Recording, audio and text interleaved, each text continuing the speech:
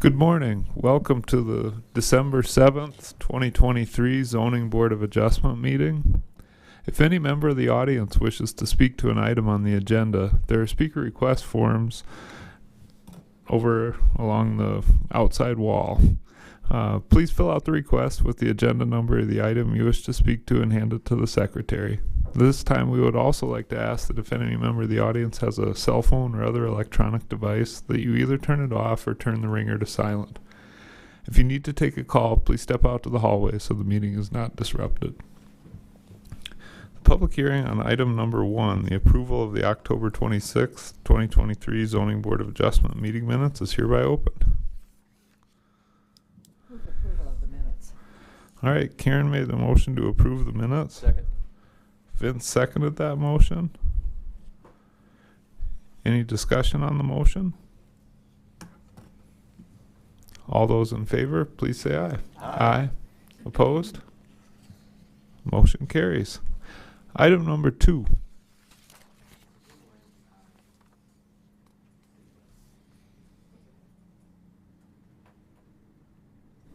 Thank you, Kip. So good morning. This item is a variance request to reduce the front and side yard setbacks for a proposed carport and shed at 1131 Wood Avenue. This property is developed with an up and down duplex and a rear detached garage. The property is zoned medium density residential district. Future land use is urban neighborhood. So Anamosa Street is a minor arterial street and is located to the north. Wood Avenue is a local street and is located to the east. The minimum setback for a carport from Anamosa Street is 25 feet, and the minimum setback from Wood Avenue is 20 feet. So this is the site plan submitted. The carport and shed are being proposed in the northeast corner of the lot. So this will be used by the lower level tenants. The carport will be set back 17 feet from Anamosa Street and 9 feet from Wood Avenue. The shed must be set back 35 feet regardless of the street classification and will be set back 2.5 feet from Anamosa and 22 feet from Wood Avenue. So the carport will be 294 square feet in size and will be used to protect the lower tenant's vehicle. The shed will be 70 square feet and mainly will be used to store equipment meant for clearing the driveway. So this is a picture of the driveway. Is the area where the carport and shed is being proposed. Carport will be located to the left-hand side of the driveway, and the shed will be located to the right. So this is looking south along Wood Avenue. Or sorry, that was looking north. This is looking south along Wood Avenue. This is looking east along Anamosa Street. Looking west along that same street. So, in reviewing the criteria for a variance, the property layout and topography are typical for this subdivision. There does not appear to be a special circumstance or condition with this property. Reasonable use of the land does exist. There appears to be sufficient area in the rear yard for the proposed carport and shed. The request does not appear to be the minimum adjustment necessary. And the request does not appear to be in harmony with the general purpose and intent of the zoning ordinance. Additional right-of-way may be needed along Anamosa Street. And the future location of the shed may inhibit that expansion of right-of-way. So for these reasons, staff is recommending denial, but I'll stand by for any questions that you might have. Thank you. Just a quick one. Do you have any pictures of the rear yard, the alley? I don't have any pictures, but the best I have is this aerial photo. Okay.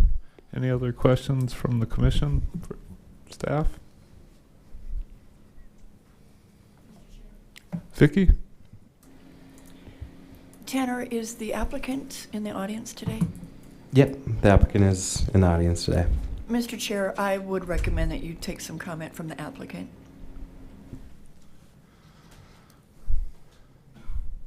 You bet. Mr. Vogely, would you like to step up to the microphone if you have comments? Haven, I'll get to you after. Once you're up, if you could identify yourself. My name is Richard Vogelai. I am the owner of the property. Thank you and good morning. So the issue we have is that for the lower tenant is they would like to have obviously protection for the vehicle from weather, hail and snow. They are elderly, and accessibility to anything up above isn't reasonable, because you have to do quite a few steps to get up and around.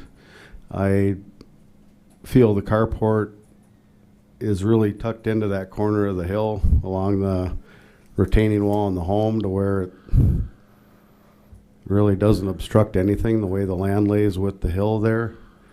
I do totally get the shed, is sticking out there and needs to be somewhere else. But I left it on there anyway. So yeah, I get the shed should not go out there, but I would like you to consider that carport going in there, being it really doesn't impede or interfere with any vision. And it is a carport, so it is removable. It's not a permanent structure, so I would like your consideration on this variance. Thank you. Thank you. I appreciate that. Haven? I guess I had a couple of questions, and one of them had to do with that shed. And it does seem like if that's used for storage, that potentially could be put somewhere else. This picture, and the owner alluded to that, doesn't really show the elevation change. I think one of the other pictures you had did show that. But it seems like then the owner is, willing to forego the shed, at least under this application, and look at the carport only. I guess a couple of questions I had. I assume that shed was also a movable shed. And if it was, I guess the question I had is just what sort of a permit would be required to put the shed in. And the other question, I guess, goes to the carport. The size, I think, is 20 by 9, and I assume that's about what it takes for a vehicle. And if with the request for and I guess it does kind of spell that out as I look at it, if just the carport, then that would come within 17 feet of the north boundary of the lot, I understand, which would be Anamosa. And it comes within 9 feet of the wood right away. Maybe I'm kind of answering my own question. So I guess that's the dimensions of the carport when we eliminate the shed. And and then I guess it does spell out what we would need to do to reduce both the side and the front setback to allow the carport. We don't have a drawing of what that carport would be. Some comment by the owner mentioned that it would be it's not a permanent structure. It's movable.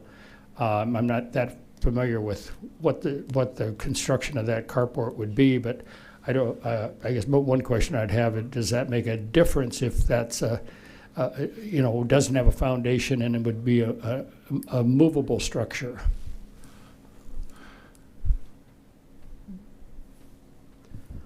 Well, we do have some plans of the carport. It's going to be a metal carport. I think Richard's looking at a few different designs. He's looking at a lean-to design, but it's a standard metal carport, and I don't think he's chosen a design yet, but just where the location is, but not the actual design, right? And then maybe address the question of, is there a difference between a structure without a foundation, or is there no difference? In terms of the setback requirements, there wouldn't be a difference whether it's movable or whether it's on a permanent foundation. It still has to adhere to the setback requirements, similar to a shed on blocks or shed on a permanent foundation. And I assume that the one side of the carport would be that retaining wall that exists presently.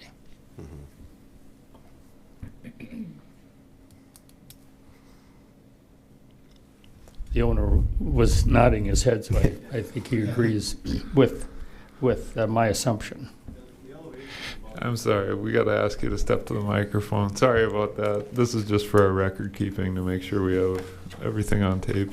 Yeah, it's a metal framed with steel, kind of your standard carport. Would probably put a gable roof on it so that it's a little lower, so it'll keep the height down. And the elevation is about 8 feet to that backyard. You can kind of see it in that one picture, but it's a pretty good hike to go up and around, especially for elderly people that do have some handicap availability. So yeah, it's about an 8-foot rise to that backyard and that back lot.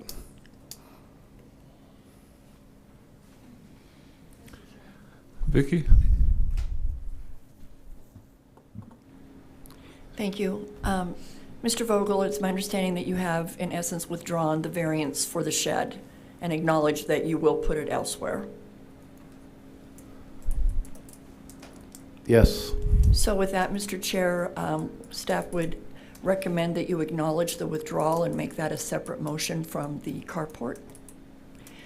In speaking to the carport then, from the sample elevations that were submitted, and perhaps Mr. Vogel can confirm today, this is a roof with support. There are no walls being proposed on any of the sides of the carport. Is that a fair statement, Mr. Vogel? It'll have, I believe, framing every 3 feet.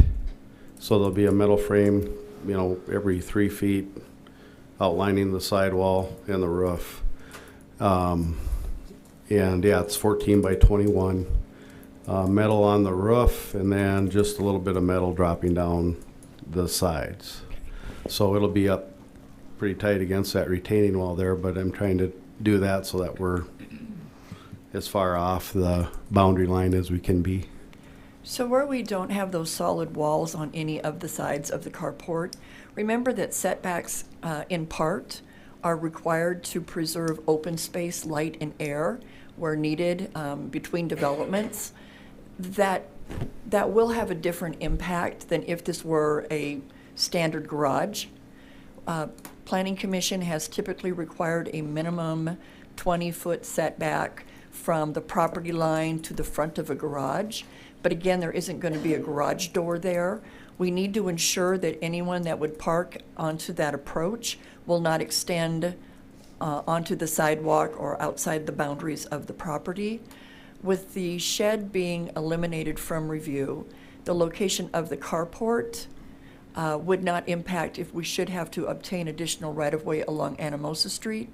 The fact that it's not enclosed doesn't create the site triangle issues or have challenges on light, air, and space issues between development. Certainly, if the Zoning Board of Adjustment would choose to grant the variance, the topographic constraints that have been identified by the property owner today would give you cause to lean towards that. Thank you, Vicky. Haven, do you have anything else? I just wanted to clarify the size of the carport. And I know the owner mentioned that, but and I'm sure it's in here, but I'm not very quickly finding out the dimensions. 14 by 21. And I suppose that would be one question. Could that be, the size of the carport be reduced? So that would allow a little more clearance from both Wood and Anamosa.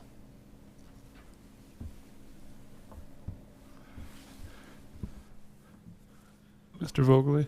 Yeah, I could take a look at that. I think there is a 12-foot size that we could consider. The 21 foot is nice, but I think maybe there's an 18 foot that I could take a look at.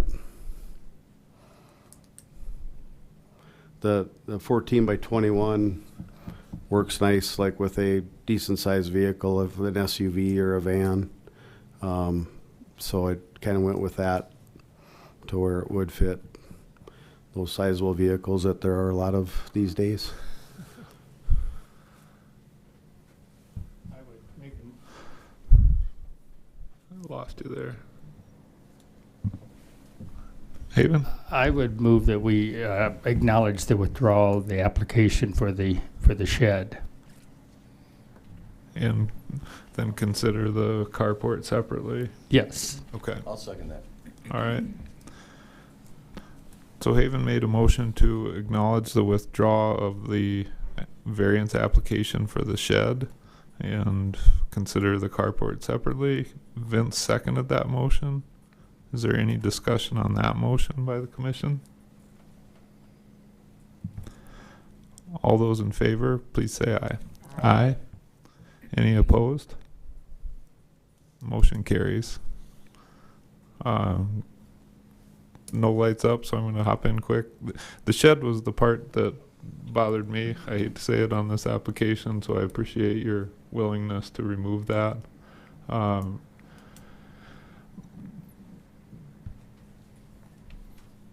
I'll just say my 2 cents for the discussion. I don't think by taking 2 and 3 feet off the carport, we're going to get it to a point where we're not still providing a variance. And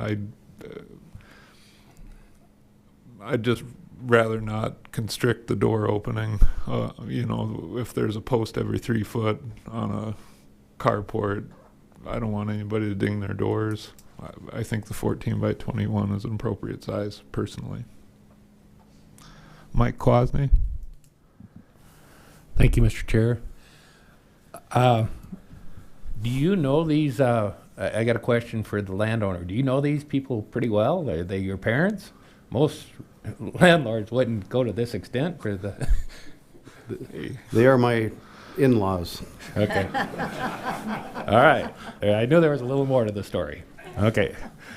I think it's great. I think it's a great idea to do it, and I would make a motion to accept this, now that the shed's not there, accept the carport with all stipulations that the city might have. So can I, just for clarity, we're going to, your motion is to reduce the side yard for the carport from 20 to 9 feet, and reduce the front yard, or the side yard. Sorry, that was the front. I've made an absolute mess of this. Vicky, please. Thanks, Vicki. I believe what I heard Mr. Kwasny say is that he would recommend to approve a variance to reduce the front yard setback from 20 feet to 9 feet, and to reduce the side yard setback from 25 feet to 17 feet, citing that there are topographic constraints limiting the location of the carport, and also noting that the use is otherwise allowed in the district. Yes. Yeah, a mockery is what I made of it. But Mike, that is a great motion. Is there a second to it? Mike also seconded that. Mike and Mike. Any discussion on the motion to approve those variances? I have a quick question. Okay, sorry. Karen? Thank you. Oh, Thank you, Mr. Chair. I just have a simple question. They need a building permit to still put up the carport, correct? Okay, that's all I need. Thanks. Vince? And also, there was talk of a different size that was going to be used, but there's no change in the size of that carport. Is that correct? As part of this motion? Right. Mike? That's fine. Okay. All right. All right, any other questions or discussion on the motion? All those in favor, please say aye. Aye. Opposed? No. Okay. I think Brooke was the no, but that is enough votes to pass the motion. All right, that's our only, well, that's the end of the agenda on Zoning Board of Adjustment. I'd look for a motion to adjourn. Motion to adjourn. All those in favor, please say aye. Aye. Aye. All right, we will now commence the Rapid City Planning Commission meeting for December 7th, 2023. Again, if any member of the audience wishes to speak to an item on the Planning Commission agenda, please fill out a speaker request form and hand it to the staff seated over along the left wall. And if you still have your cell phone on, please turn it to silent. Items 1 through 3 have been placed on the consent calendar today and may be approved as a group. Action will be taken on all consent items in accordance with staff's recommendation by a single vote. Any item may be removed from the consent calendar by any planning commissioner, staff member, or audience member for separate consideration at this time. The findings of this planning commission are recommendations to the city council. The city council will make the final decision. Are there any items 1 through 3 that staff would like removed from the consent calendar for separate consideration? Any items 1 through 3 that any planning commissioner would like removed? And are there any items 1 through 3 that any audience member would like removed for separate consideration? The chair would then entertain a motion to approve items 1 through 3 in accordance with staff's recommendation. Motion to approve items 1 through 3 in accordance with staff's recommendations. All right, Vince made the motion. Brooke seconded that motion. Any discussion on the motion? All those in favor, please say aye. Aye. Any opposed? Motion carries. Item number 4. So item number 4 is an ordinance amendment to remove the plan development requirements for multiple building apartment complexes. So this is intended to streamline the development process for multifamily developers. Multifamily is described as a building with 3 or more units, and a plan development is currently required for 2 or more multifamily buildings on a single lot. So this is the site plan for an apartment complex off of Parkview Drive. It's 2 5-plexes, and this is a typical situation when a plan development would be required. So this is just a sample elevation of that 5-plex. These apartments were around 10,000 square feet in size. So in comparison, this is the Red Rock Apartments. This is a 149-unit apartment complex. This was permitted without a public hearing, since only 1 building was being proposed. The plan development procedure is specific to the number of apartment buildings proposed on the lot, and it's irrespective of the number of dwelling units or the land use. So that's why the Red Rocks Apartments was permitted through a building permit. So this is just a sample elevation of that Red Rocks Apartments. This building was 3 stories and was around 51,000 square feet in size. So this amendment will remove the plan development or the procedural requirement in all zoning districts where multifamily is allowed, except for the Canyon Lake Overlay District, the 5th Street Overlay District, and then the M Hill Overlay District, as the boundaries are shown on the screen. So in the past 3 years, there's been 181 plan development applications submitted. About a quarter of those applications were for multiple building apartment complexes. So these applications are overwhelmingly approved because they're encouraged, and for the most part, they're permitted in the zoning districts where they're being proposed. So these are the typical area regulations for multifamily development. So that would include your lot area, lot coverage, usable open space, maximum building height, parking spaces, traffic impact studies. So these regulations will be unaffected by the proposed development, and they're intended to mitigate adverse impacts on adjacent properties. So these development standards will remain the same. So the proposed amendment meets several comprehensive plan goals in the city's draft strategic housing plan as shown on the screen. Staff is recommending to approve the proposed amendment, and I'll stand by for any questions. Thank you. Vicky? Thank you, Tanner. That was a great explanation. I think one of the concerns, and all of you hear it from the community too, it's cumbersome to get anything through government. This is an example of one that is hard to explain. When someone buys a property and it's zoned for multifamily, they come in to get that building permit, and we tell them, well, because you have more than one building, that's more than one principal structure on a residential lot, you have to go through the plan development process. As a result of that, which Tanner did a great job finding one, the one out at Red Rocks, they knew this. They had that discussion. They didn't want that public meeting. And so instead of getting smaller structures with open space, having those that apartment development be more comparable to the homes in the area, they came in with this huge U-shaped institutional looking 3-story structure just to avoid the planned development. There was no gain in it for that community or for the city and the reviewing agents. When someone comes in with that planned development, we bring it to you and say, it meets all these requirements, we recommend to approve. The use is allowed. You can't say no to the use. What you can review are, do they meet the design standards? And as staff, we're going to bring those forward and identify to you at the meeting whether they do or don't. By removing the requirement to seek a plan development, it expedites that review. More importantly, if they don't meet design standards, they would then have to get a variance. And you would see those where they're short the open space, or they want to exceed the height, or they're short on parking. You're still going to have that final say on those. Those that meet the criteria where the use is already allowed, it's an unnecessary step in our opinion. And because the use is already allowed, we're asking you to approve something you can't say no to. One of the other challenges we have, and we have been criticized for this, many organizations in our community seek grants for affordable housing.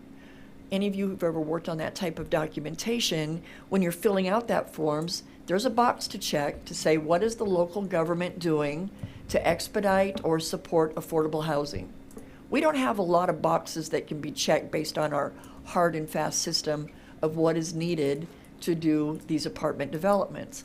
By doing this, it's going to allow many organizations to check that box, which then puts them into another, it ranks them higher and makes them more accessible for that, that financial assistance. We did have many offer to come today to speak to this. We thought this would be something that Planning Commission would understand. Going forward to council, I believe that we'll have more in the audience that would support the amendment. But for today, we are recommending that this be approved. The workload that this not only helps with the developer to lessen that length of time and the amount of energy that they've got to spend, but from a staff perspective, this is a huge lift to be able to do these just as a building permit. So we would appreciate your support and recommend approval of this ordinance. Thank you. Thank you. Karen? Thank you, Mr. Chair. I agree with your comments, Vicki. I have no issue with that. And reading the ordinance itself, I have a question about the very end of that ordinance. It's on page 12. And it says that you're changing some of the language to say a plan development shall be submitted for review and approval in accordance with section 17.50050 for any multifamily dwelling structure of 3 or more units. It seems to me that that's contradictory to what you're just saying. And so when looking at it, I thought, well, you're cleaning up the language, and I think that doesn't meet the right, you know what I'm saying? Page 12 of the ordinance. You're trying to get rid of it, and then you're putting it back in this ordinance, so you need to remove that, I think. Mr. Chair, Tanner? so that language would be for the overlay districts, so the Fifth Lake, Canyon Lake, and M Hill overlay districts where that plan development is still being required. So is that a special number? Is that what I'm looking at? 17. And that's If okay, that's the 3 places. Okay, it didn't say that in there, and I don't know a number from a number, so, okay. Mr. Chair, Vicky? Thank you. Karen knows these well, because she helped us write the overlay districts when she worked here. Just kind of a little history on that, and thank you, I was going to mention that too. We have areas of our community that are a little older. Some of these were annexed in with existing development, M Hill, the Canyon Lake area, and even some areas along Fifth Street. One of the concerns in these areas are that a lot of our single-family residential development across the board is just zoned MDR, medium-density residential. And we had some developers come to town, buy up a bunch of single-family homes in the Canyon Lake area, and then they put these huge 3-story apartment buildings next door to these very conservative 1-story affordable housing units, and it just really impacted the neighborhood, primarily because the street systems in some of these areas aren't built to city street design standards. Those are narrow roads, they don't support on-street parking. And so we quickly adopted an overlay that said, in these sensitive areas, if you want to do multifamily in those zoning districts that support it, you will have to do a planned development. The streets do have to be improved. You have to have snow removal area, you have to have extra parking, and it's worked well. So we want to preserve that. We don't want to take the requirement that they still don't need to follow that path. Just in the bulk of the other 95% of the real estate in Rapid City, we want it removed from. Thank you, that's an excellent catch.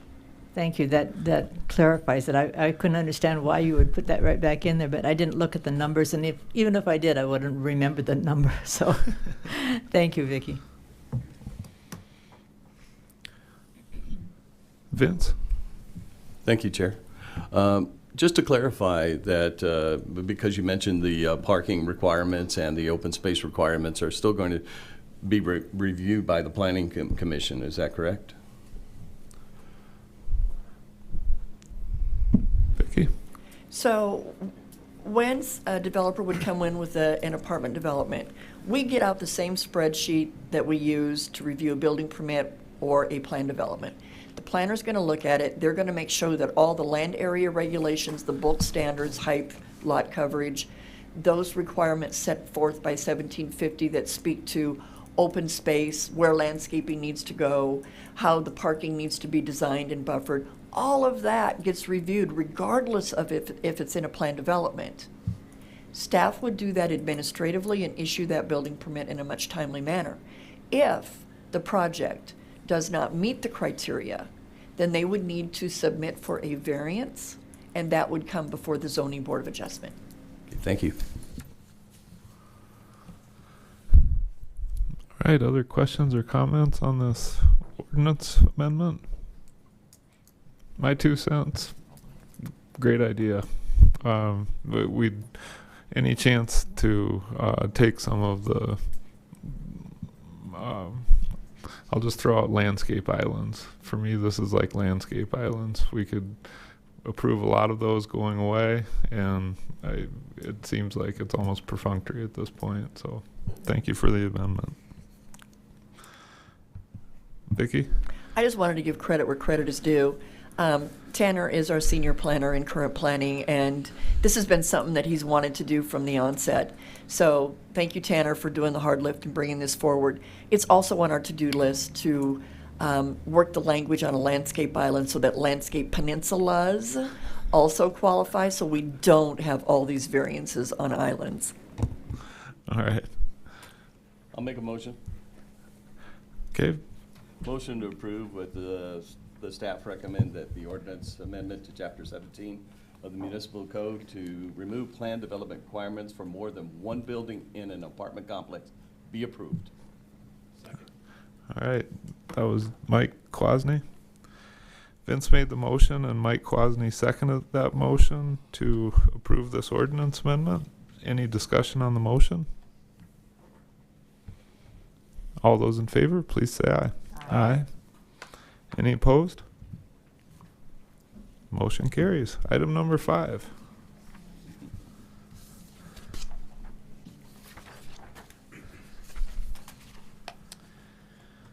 Good morning, Planning Commission. Item number 5 is 23RZ020, which is a request to rezone a property from low-density residential 1 district to mobile home residential district for property located at 2911 Garden Lane. Aerial photograph shows this flagpole lot. This lot was recently subdivided into 3 separate lots, and you can see all the different flagpole lots that were created. If my thing will work. Oops, the wrong button. Sorry about that.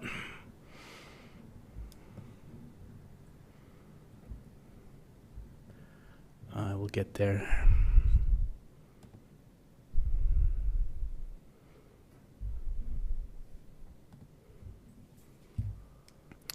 So this is this is a flagpole lot here, another flagpole lot here, and then the third flagpole lot with an existing single-family structure on it. As you can see, these 3 properties are zoned low-density residential 1. They are surrounded by a medium-density residential zoning district. Future land use designates this property as urban neighborhood, and mobile home residential is a primary zone district in urban neighborhood. Garden Lane is a local street. It is located off of South Valley Drive, which is a collector street on the city's major street plan. Here's the lot layout. You can see Lot 1R, Lot 2A, and Lot 2B all were created out of a single lot. So those 3 flagpole lots, they do meet street frontage. There is some talk from the fire department, and I can let Chip speak to that if you'd like to, about fire turnaround to access these lots because of the length of the driveways. Looking at the property, this is the driveway going in. Speaking with the fire department, they want to see some work done maybe on this vegetation in here to allow a fire truck to get through there, but they do not have too many concerns. And again, Chip can speak to that if he has any other concerns. You can see that the sign was posted on the property. This is looking to the west along Garden Lane and looking to the east along Garden Lane and looking across the property from Garden Lane. And again, another shot of some existing mobile home residential development in the area. So if we go back to the zoning map, you can see that there is no mobile home residential located within the area. However, since it is supported by the comprehensive plan as a primary zone district in urban neighborhood, and due to the amount of existing mobile home residential development in the area, staff is recommending approval of this rezoning request due to the fact that it is reasonable and compatible with other manufactured home uses in the neighborhood. And it also supports an affordable residential solution in our community at a time when housing is at a premium. And I'm available for any questions, and the applicant is in the audience. Thanks, Kip. Any questions for staff on this one? Karen? Thank you, Mr. Chair. Kip, do you know, does it state there whether they're going to have like one mobile home or several mobile homes in that area? Good question, Karen. It's a single manufactured home is being proposed to be placed on the property. Okay, thank you.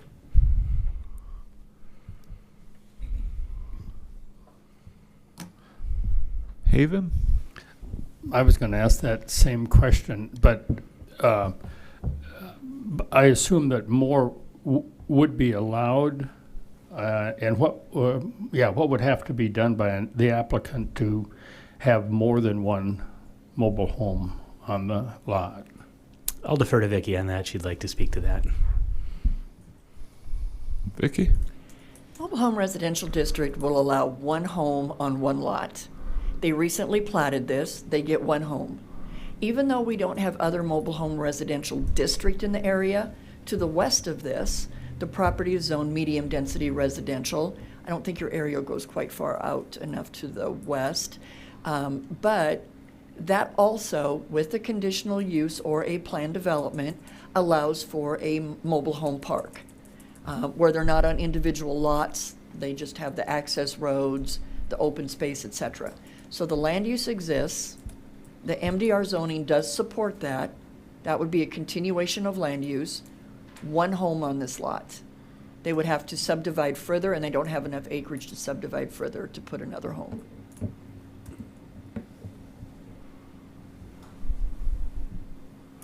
Vince? We're saying mobile homes and I heard manufactured homes. What, isn't there a difference? Mr. Chair? Vicky? There certainly is. And you know, years ago, we just called them all mobile homes, right? Now we have modular units, mobile homes, manufactured homes. Some meet HUD and building code standards, some don't. And because our district back in the 60s just called everything mobile home district, but in fact, in doing this, it does have to meet some higher upscale design standards. So this will be a nice looking unit. And granted, zoning it this would mean anyone that buys it now or 20 years from now could put their own residential structure on the property. So we hate to show you what this particular one is proposing, because we don't want you to think that's what's going to be there forever, but it does resemble stick-built home features, but it is mobile in nature. Mr. Chair? Kip? And also, I'd like to point out on this or on this site photo here that the property in question is located to the rear of this building here, so that manufactured home will not be really visible from the street itself. If you look back at the plat map, again, it's located well back on Lot 2A with this flagpole driveway, so the location of the actual home will be very difficult to see from Garden Lane.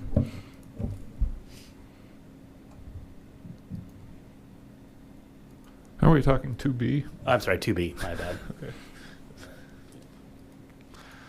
My apologies, this isn't my project. I'm covering for Jonathan. worries. He's under the weather today, so you get the B team. 2B team is Chip, do you have anything to add on this application? Kip kind of mentioned that. Thank you, Mr. Chair. No, when there's a covenant agreement in place for this property, for all those 3 lots that are sharing that one access, and I was concerned with, who's in charge of trimming the bushes, but it would be all 3 lot owners are there. If the bushes get overhang, so pretty soon, they take over the road and it's too skinny, pretty much for a fire truck to get in there. So we would just look at that and enforce that. And the covenant agreement also, the Valley did put in a hydrant right at across the street from this driveway to help us with the fire flow, so that part of the covenant agreement and fire sprinklers weren't required because we have a hydrant within the distance. And I did drive out there to look, and they're pretty much from that property, everywhere you look, 360, you see mobile homes. So if you're wondering, thank you. Thank you, Chip. Haven? Just to follow up on that comment, in order to do what you suggest, your department really needs to be proactive and out looking at different places like this to make sure there's access, because I guess I can see the scenario that the fire starts and you're heading out there and you get to this lane and you can't get to the house. So is your department really able to do that investigation to make sure those places are accessible? Putting you on the spot, Chip. What would there to the property, just so you know, farther down, I'd say is that south, there's a semi-trailer in there, and there's some other stuff that they need pretty much a wide access to get in, so that issue would fix itself, or complaint based too. But will we drive around and look at all these? No, but we have them all over. We have them all over the hills and around the city that we have to maintain or look at once in a while, and it's just part of doing business, and that's why we support this. Vince? Could I see that picture of the one that shows the lane where the trees are on both sides? This one. So at the end of that dirt road there, isn't that semi-trailer you're talking about? Sorry. That's a trailer there, sitting there. Okay. All right, thank you. And it's deceiving, that's why I drove out there, because looking down here, I was like, I can't get a truck down, fire truck engine down that road. So I drove out there, and we'll work with the applicant on the turnaround at those properties, and it's in the covenant agreement, so, thank you.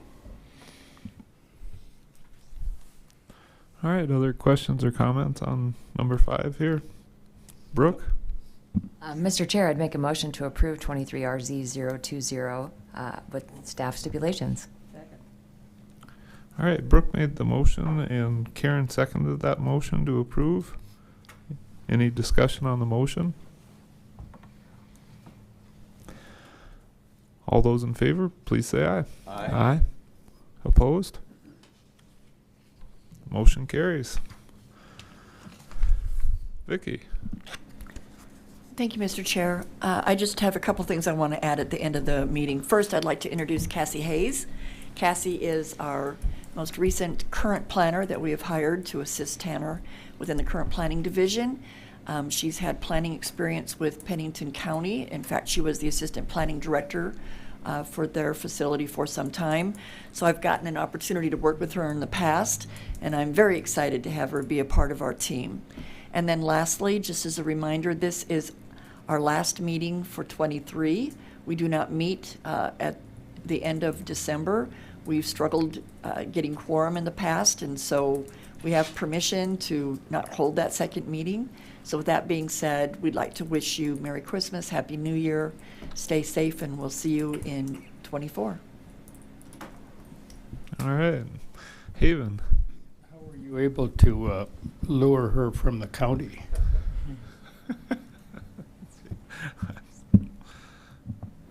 She'd actually left the county and had been gone for some time. But again, the minute that we saw that she was interested in getting back into the planning profession, it was a pretty easy solution to say, come on board. And Mike up here was a little reluctant to rearrange the chairs, but I just suggested that we've got plenty of room for Alicia on this front row here. So if we're back here next time, and now they were supposed to be done, I thought, by the end of the year. Oh, my, no. This is set up for council. We just sat down in theirs, and because of the electronics, we don't move anything, so we'll be leaving the chairs as is. Sorry. Okay, well, good idea not to move the chairs around, Mike. It's all to do those microphones and the electronics of it. This is what's working, and we have had some failure at council with some of the sound systems, so we don't touch this stuff too much. Move to adjourn. All right, Karen made the motion to adjourn. Second? Vince seconded that motion. All those in favor, please say aye. Aye.